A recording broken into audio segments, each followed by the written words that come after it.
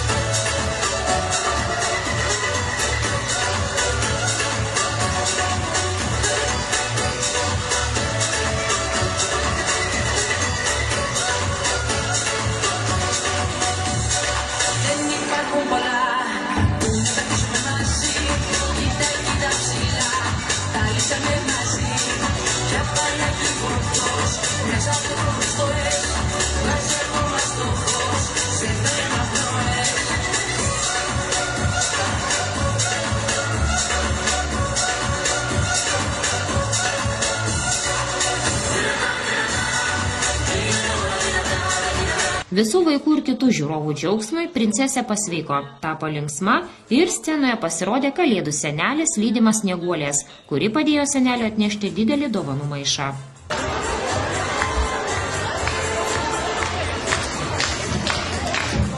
Labas vakaras, mėlyjei. Skridom su Snieguolė virš šio miesto ir išgirdom nuostabius nykštukų balsus, todėl nusprendėm būtinai užsukti ir aplankyti jūs visus. Tik mes visada jūs aplankom, vaikai. Ar ne?